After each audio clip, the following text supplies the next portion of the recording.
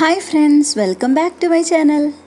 ഇന്ന് നമ്മൾ വളരെ ടേസ്റ്റി ആയിട്ടുള്ള ഒരു കേക്കാണ് ചെയ്യാൻ പോണത്. അതും ഗോതമ്പ് പൊടി യൂസ് ചെയ്തിട്ടാണ് നമ്മൾ ഇന്നത്തെ കേക്ക് ചെയ്യണത്.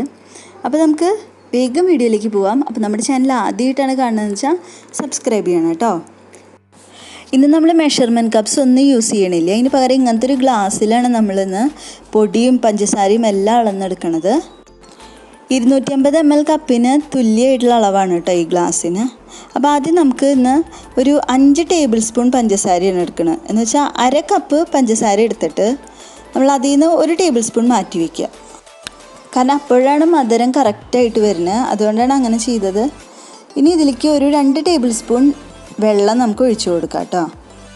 ഇത് നമുക്കൊന്ന് കാരമലൈസ് ചെയ്തെടുക്കണം. അപ്പോൾ ലോ ഫ്ലെയിമിലിട്ടിട്ട് ഇതൊന്ന് തിളയ്ക്കണ വരെ നമ്മൾ വെയിറ്റ് ചെയ്യണം. ഇതിൻ്റെ കളർ ഒരു ഗോൾഡൻ ബ്രൗൺ കളറാവും. അപ്പോൾ അത് പ്രത്യേകം ശ്രദ്ധിക്കണം, കരിയാണ്ടിരിക്കാൻ പ്രത്യേകം ശ്രദ്ധിക്കണം. അപ്പോൾ ഇടയ്ക്ക് നമ്മളൊന്നിങ്ങനെ ഇളക്കി കൊടുത്താൽ മതി. സ്പൂണ് വിട്ടൊക്കെ ഇളക്കിയിട്ടുണ്ടെങ്കിൽ അതിൽ ഒട്ടിപ്പിടിക്കും. അതുകൊണ്ട് നമ്മൾ സ്പൂണൊന്നും ഇടാൻ പാടില്ല. അപ്പോൾ ഈ കളർ ചേഞ്ച് ചെയ്ത് തുടങ്ങിയാൽ പിന്നെ നമ്മൾ വളരെ ശ്രദ്ധിക്കണം. കാരണം ഇത് കൂടുതൽ നേരം വെച്ച് കഴിഞ്ഞിട്ടുണ്ടെങ്കിൽ ഒരു കയ്പ്പ് രസം വരും. അപ്പോൾ അതിൽ ആ ഒരു ഗോൾഡൻ ഈ ഞാൻ കാണിക്കുന്ന കളറ് വളരെ കറക്റ്റാണ്. ഇപ്പോൾ കണ്ടോ, ആ കളർ റെഡി ആയപ്പോൾ നമ്മൾ ഒരു 1/4 ഗ്ലാസ് വെള്ളമാണ് അതിലേക്ക് ഒഴിച്ച് കൊടുത്തത്. അപ്പോൾ അത് ഒഴിക്കുമ്പോൾ പ്രത്യേകം ശ്രദ്ധിക്കുക, അത് ആദ്യം പൊന്തി പോവും മേത്തിക്ക്. അപ്പോൾ നമ്മൾ അത് ഒഴിച്ചിട്ടൊന്ന് മാറി നിൽക്കണം കേട്ടോ. ഇനി നമുക്ക് ഫ്ലെയിം ഓഫ് ചെയ്യാം. ഇപ്പോൾ പഞ്ചസാര അലിയാനുള്ളതൊക്കെ ഇനി ആ ചൂടിൽ തന്നെ അലിഞ്ഞോളും. ഇനി നമുക്ക് തണുക്കാൻ വേണ്ടിയിട്ട് മാറ്റി വയ്ക്കാം കേട്ടോ. ഇത് നല്ലോണം തണുത്തതിന് ശേഷം നമുക്ക് കേക്കിൽ ഒഴിക്കാൻ പറ്റുള്ളൂ. അപ്പോൾ ഈ കളർ എല്ലാവരും പ്രത്യേകം ശ്രദ്ധിക്കുക. കാരണം കൂടുതൽ കളറായി ഇത് കരിഞ്ഞു പോവും. അപ്പോൾ ഒരു കയ്പ്പ് രസം വരും. ഈ ഒരു പാത്രത്തിലാണ് നമ്മളിന്ന് കേക്ക് ഉണ്ടാക്കാൻ പോണത്. അപ്പോൾ നമ്മളിന്ന് കേക്ക് ടിന്നൊന്നും യൂസ് ചെയ്യണില്ല.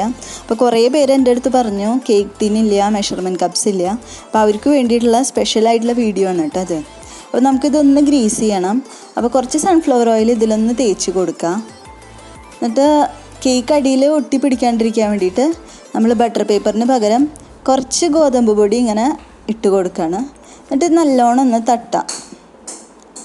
എന്നിട്ട് ഇതിൽ എക്സ്ട്രാ വരുന്ന ഗോതമ്പ് പൊടി നമുക്ക് തട്ടിക്കളയണം കേട്ടോ. അപ്പോൾ സൈഡിലൊക്കെ പൊടി ഇട്ട് കൊടുത്ത് നന്നായിട്ടൊന്ന് തട്ടിയെടുക്കാം.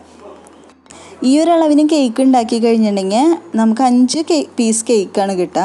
അപ്പോൾ കൂടുതൽ വേണമെന്ന് വെച്ചാൽ എല്ലാതും ഡബിളായിട്ട് എടുക്കാം കേട്ടോ. ഇനി നമുക്ക് മിക്സിയിലേക്ക് ഒരു മുട്ട പൊട്ടിച്ചൊഴിക്കാം. റൂം ടെമ്പറേച്ചറുള്ള മുട്ടയായിരിക്കണം. ഇനി അതിലേക്ക് 1/2 ടീസ്പൂൺ ബേക്കിംഗ് പൗഡറാണ് നമ്മളിന്ന് ഇട്ട് കൊടുക്കണം. പിന്നെ ഒരു നുള്ളു ഉപ്പ് ഇട്ട് കൊടുത്തിട്ട് ഇത് നമുക്ക് മിക്സിയിൽ നന്നായിട്ടൊന്ന് അടിച്ചെടുക്കാം. അപ്പോൾ ഇത് നല്ലോണം അടിച്ചെടുത്തിട്ടുണ്ട്. ഞാൻ ഏകദേശം 1 മിനിറ്റാണ് ഇത് അടിച്ചെടുത്തേക്കണം കേട്ടോ. അപ്പോൾ കണ്ട അധികം കട്ടകളൊന്നും ഇല്ലാണ്ട് നല്ലോണം ഈ മുട്ട അടിച്ച് കിട്ടിയിട്ടുണ്ട്.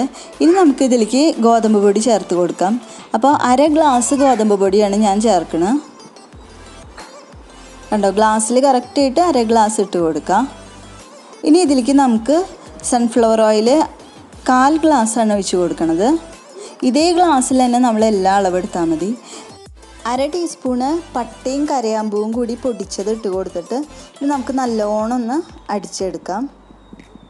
ഇതൊരു മണത്തിന് വേണ്ടിയിട്ടാണ് കേട്ടോ ഇട്ട് കൊടുക്കുന്നത്. നമ്മൾ വാനില എസൻസ് ഒന്നും ആഡ് ചെയ്യാത്ത കാരണം നല്ലൊരു മണം കിട്ടാൻ വേണ്ടിയിട്ടാണ് കേക്കിന് ഇത് ആഡ് ചെയ്ത് കൊടുക്കുന്നത്.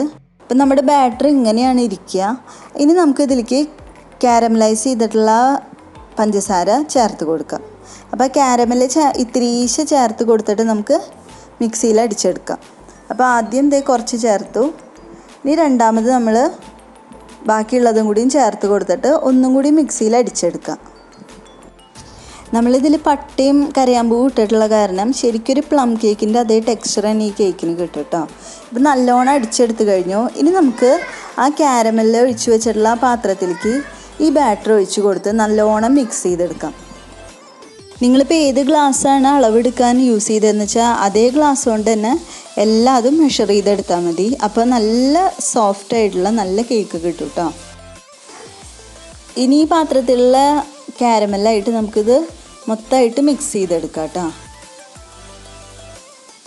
ഇതിന് കൺസിസ്റ്റൻസി കണ്ടില്ലേ, കുറച്ച് ലൂസായിട്ടുള്ള ബാറ്ററാണ് നമുക്ക് കിട്ടുക. എന്നാലാണ് കേക്ക് നല്ല സോഫ്റ്റായിട്ട് വരുള്ളൂ കേട്ടോ.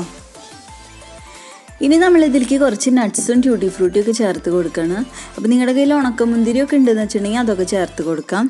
ഞാനിപ്പോൾ അണ്ടിപ്പരിപ്പും ട്യൂട്ടി ഫ്രൂട്ടിയാണ് ചേർത്ത് കൊടുക്കണത്. ഇതിലേക്ക് 1/2 ടീസ്പൂൺ ഗോതമ്പ് പൊടി ഇട്ടിട്ട് നല്ലോണം ഒന്ന് മിക്സ് ചെയ്ത് കൊടുക്കാം. എന്നാലാണ് നമ്മൾ ബാറ്ററിൽ ചേർക്കുമ്പോൾ അത് ശരിക്കും മിക്സായി കിടക്കുള്ളൂ. ഇപ്പം നമ്മൾ ഉണക്കമുന്തിരിയാണ് ഇതിൽ ചേർത്ത് കൊടുക്കണമെന്ന് വെച്ചിട്ടുണ്ടെങ്കിൽ അത് ശരിക്കും ഒരു പ്ലം കേക്ക് പോലെ നമുക്ക് കിട്ടും കേട്ടോ. അപ്പോൾ ഓരോരുത്തരുടെ ഇഷ്ടം അനുസരിച്ചിട്ട് എന്താണെന്ന് വെച്ചാൽ ചേർത്ത് കൊടുക്കാം. ഇനി നമുക്ക് കേക്ക് ഉണ്ടാക്കുന്ന പാത്രത്തിലേക്ക് ബാറ്റർ ഒഴിച്ച് കൊടുക്കാം. എന്നിട്ട് നമുക്ക് കുറച്ച് അണ്ടിപ്പരിപ്പോ അല്ലെങ്കിൽ മുന്തിരി എന്താണെന്ന് വെച്ചാൽ വെച്ചിട്ട് ഇതൊന്ന് ഡെക്കറേറ്റ് ചെയ്തെടുക്കണം. നമ്മൾ കേക്ക് ഉണ്ടാക്കാൻ വേണ്ടിയിട്ട് ഒരു പാൻ 10 മിനിറ്റ് മീഡിയം ഫ്ലെയിമിൽ പ്രീ ഹീറ്റ് ചെയ്യാൻ വെച്ചിട്ടുണ്ട് കേട്ടോ. ഇനി നമുക്കിതൊന്ന് നല്ലോണം ടാപ്പ് ചെയ്ത് കൊടുക്കണം, എന്നാലാണ് എയർ ബബിൾസൊക്കെ പോവുള്ളൂ.